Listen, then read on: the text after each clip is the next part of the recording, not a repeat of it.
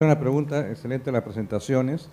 Antiguamente, cuando los pobladores de zonas deficientes de yodo viajaban a la costa, hacían un problema de nódulos tiroideos. Ahora nos menciona de que hay un 70% de personas que ecográficamente pueden hacer nódulos tiroideos. También se ha demostrado de que las medianas de yodo en las poblaciones actuales está más alta debido al efecto del tratamiento de la deficiencia de yodo. Mi pregunta es, ¿ecográficamente se puede detectar algún problema en estas personas que tienen yodo más elevado que lo normal? Ecográficamente no es posible determinar las concentraciones de yodo en sangre, ¿no? Lo que podría decirnos es que si existe… Si ese exceso de yodo está generando algún tipo de nódulo y por eso que vemos tantos nódulos, 75% mencionó que hay. O sea, mi pregunta era si eso está asociado o no a este exceso de yodo en orina que uno encuentra actualmente. Si nos restringimos a las imágenes ecográficas que nos podrían hablar de asociación a mayor o menor ingesta de yodo en los pacientes, podríamos tener algunos signos indirectos de hiperfunción nodular por la vascularidad que presentan los nódulos, ¿no? Y podría hablar de hiperfunción tiroidea, como lo explicó el doctor, midiendo el pico flujo de la vascularidad, pero, o sea, una relación más directa entre la ingesta de yodo y no. Lo que su observación creo que va a que si el aumento en la ingesta de yodo está produciendo mayor enfermedad nodular tiroidea. Bueno, no sé si usted podría agregar. Yo quería comentar, nosotros en Colombia, en la zona de donde vengo, el Quindío, en el eje cafetero, tenemos una ingesta muy elevada de yodo, alrededor entre 280 y 300, y hemos visto un aumento de la tiroiditis autoinmune, y es de las zonas en Colombia más elevadas con incidencia del carcinoma papilar. Entonces yo creo que pues de las partes donde el doctor Pretel antes se terminó todo, ya la yodación y que hemos pasado entonces de una deficiencia, en mi concepto, en Colombia de yodo, a un aumento de yodo. No sé si… ¿le pueden alcanzar, por favor, micrófono al doctor Pretel?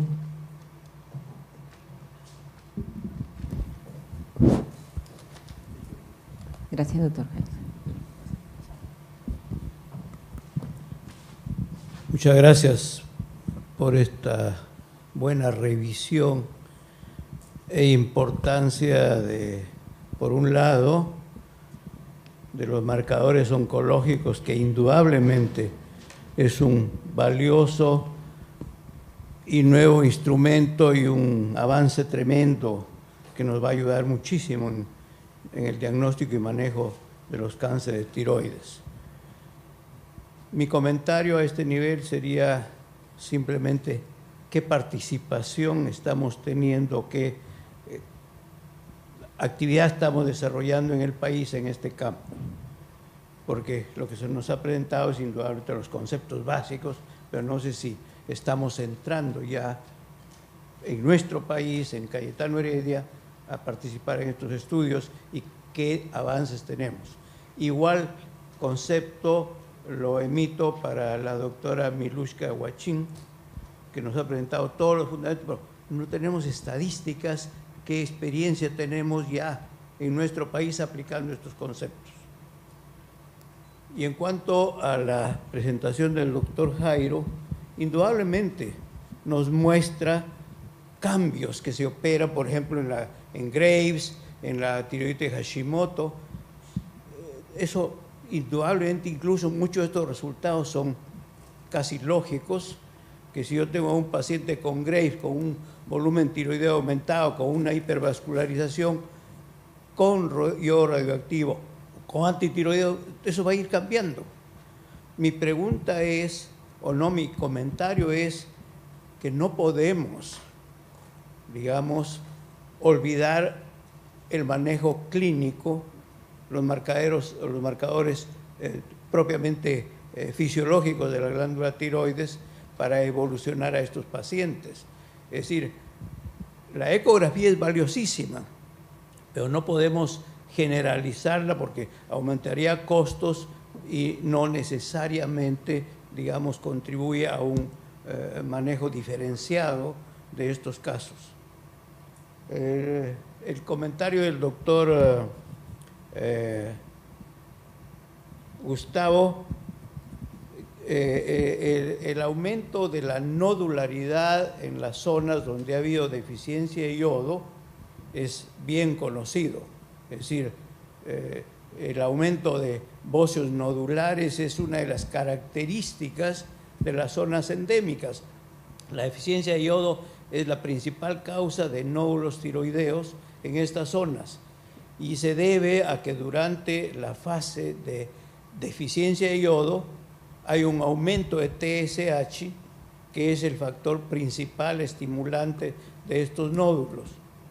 Ahora, cuando se comienza a dar yodo para corregir la deficiencia, aparecen los bóceos nodulares tóxicos, porque son bóceos nódulos autónomos que antes no tenían yodo, pero que al tener acceso al yodo se evidencian clínicamente. E incluso hay algunos casos de Graves latente, que mientras había deficiencia de yodo no se hacía presente, pero apenas hay el elemento básico para la síntesis hormonal, se dispara el cuadro. Gracias.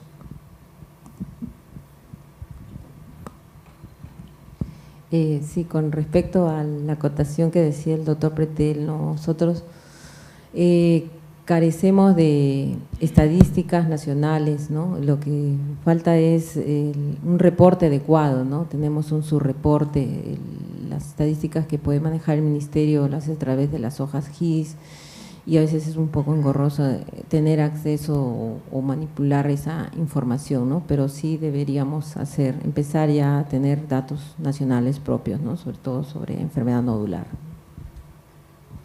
Sí. Doctora. En relación a la pregunta, en la Universidad Cayetano Heredia se cuenta con tecnología importante en cuanto al secuenciamiento de genomas desde hace varios años. El tema es que no se había constituido grupos dedicados específicamente a lo que es secuenciación de última generación relacionada con enfermedades crónicas no transmisibles. Y en este sentido, desde el año pasado estamos iniciando actividades de formación de un grupo en esta área de investigación que va a estar dedicado al análisis no solamente de datos del tipo que hemos presentado el día de hoy, que hemos revisado en el sentido de digerir un poco la data que vamos recibiendo de los proyectos Genoma y darle una utilidad práctica para nuestra población, sino que pretende también generar datos de nuestra población oriunda. Hay un par de proyectos en genoma de cáncer y enfermedades neurológicas que estamos abordando con la ayuda de algunos financiamientos extranjeros. Entonces, en ese sentido estamos impulsando un poco también el área de secuenciación de última generación y terapia personalizada. Doctor Pretel, tienes toda la razón. Yo creo que la clínica no se nos debe olvidar, pero en la enfermedad de Graves pienso que muchas veces no se nos presenta con bocio ni con oftalmopatía.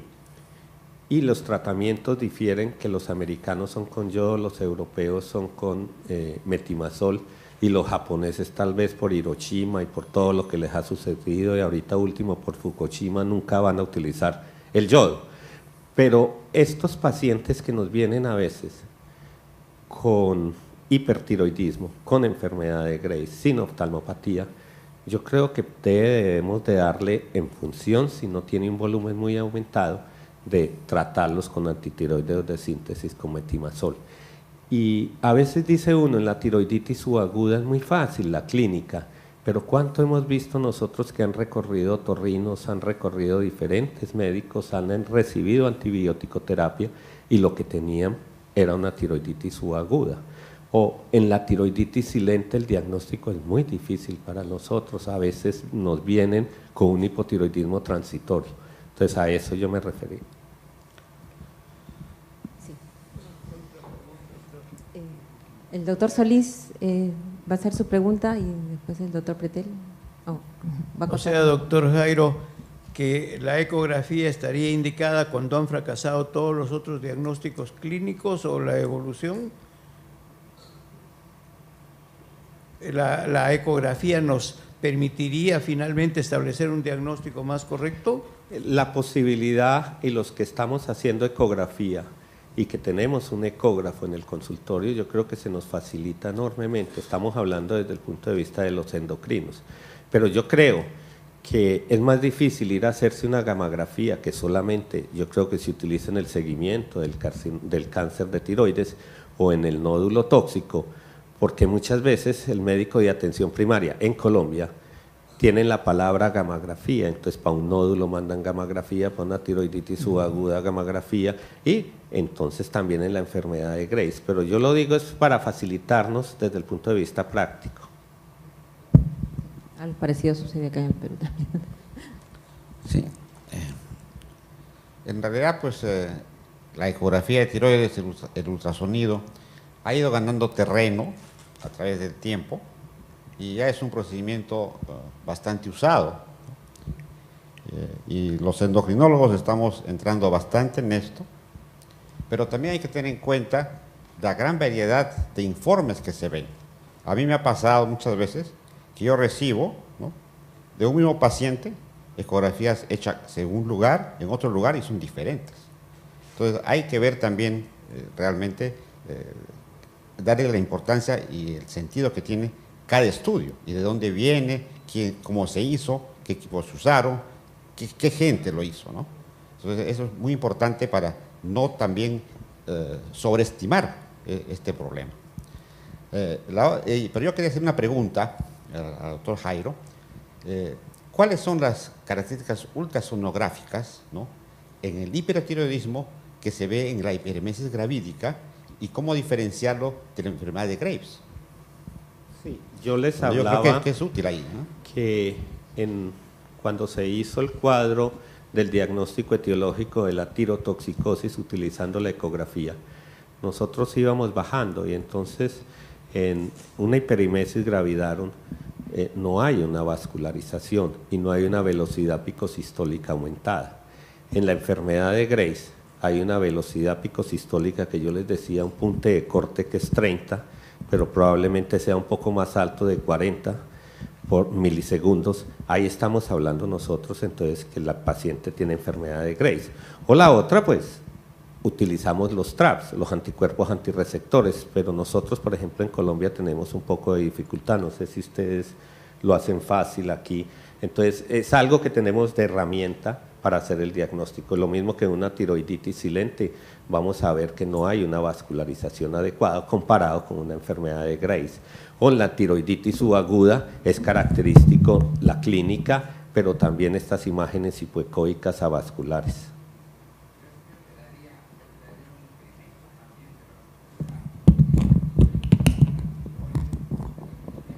No, lógico que en el embarazo vemos que hay un aumento de la tiroides y hay aumento de la vascularización, pero no llegando a una velocidad picosistólica mayor de 30, que es característico de la enfermedad de Graves.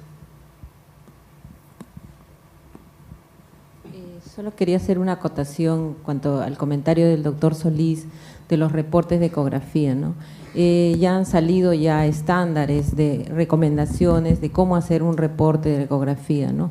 Creo que para muchos iniciarnos en hacer una ecografía tiroidea deberíamos tener un checklist, ¿no?, de lo que nos indican los estándares para no obviar ninguno de los hallazgos que estamos encontrando en la evaluación ecográfica, ¿no? Porque al final lo que recibe el paciente o lo que recibe el médico referente va a ser ese informe ecográfico y las fotos que tiene que representar lo real, lo fiable que uno ha encontrado en el examen, ¿no? ¿Habrá alguna pregunta? Doctor Pretel, por favor.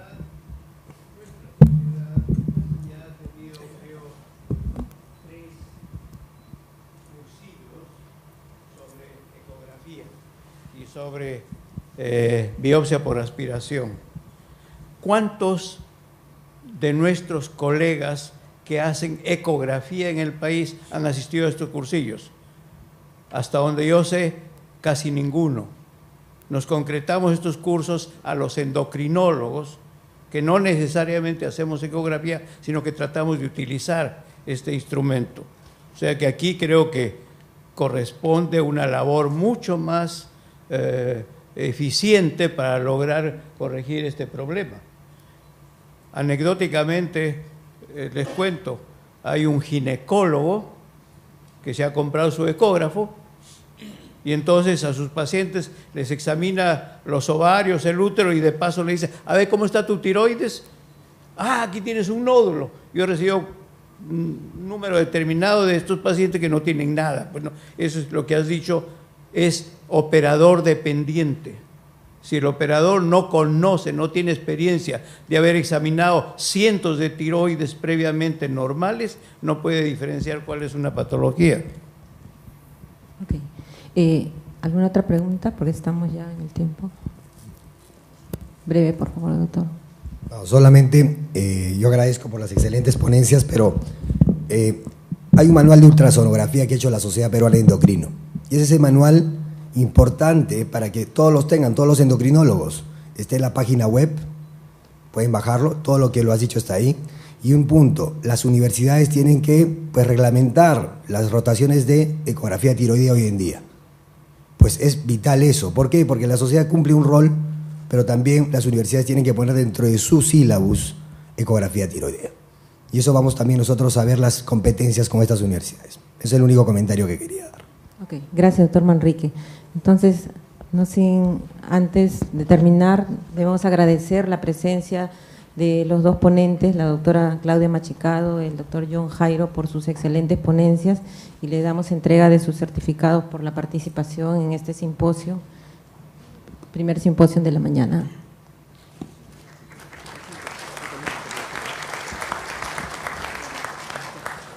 Gráficas que nos podrían hablar de asociación a mayor o menor ingesta de yodo en los pacientes. Podríamos tener algunos signos indirectos de hiperfunción nodular por la vascularidad que presentan los nódulos, ¿no? Y podría hablar de hiperfunción tiroidea, como lo explicó el doctor, midiendo el pico flujo de la vascularidad, pero, o sea, una relación más directa entre la ingesta de yodo y no, lo que su observación creo que va a que si el aumento en la ingesta de yodo está produciendo mayor enfermedad nodular tiroidea. No sé si usted podría agregar. Yo quería comentar, nosotros en Colombia, en la zona de donde vengo, el Quindío, en el eje cafetero. Lo que podría decirnos es que si existe… Si ese exceso de yodo está generando algún tipo de nódulo y por eso que vemos tantos nódulos, 75% mencionó que hay. O sea, mi pregunta era si eso está asociado o no a este exceso de yodo en orina que uno encuentra actualmente. Si nos restringimos a las imágenes… El efecto del tratamiento de la deficiencia de yodo. Mi pregunta es, ¿ecográficamente se puede detectar algún problema en estas personas que tienen yodo más elevado que lo normal? Ecográficamente no es posible determinar las concentraciones de yodo en sangre, ¿no? Una pregunta, excelente las presentaciones. Antiguamente, cuando los pobladores de zonas deficientes de yodo viajaban a la costa, hacían un problema de nódulos tiroideos. Ahora nos menciona de que hay un 70% de personas que ecográficamente pueden hacer nódulos tiroideos. También se ha demostrado de que las medianas de yodo en las poblaciones actuales está más alta debido a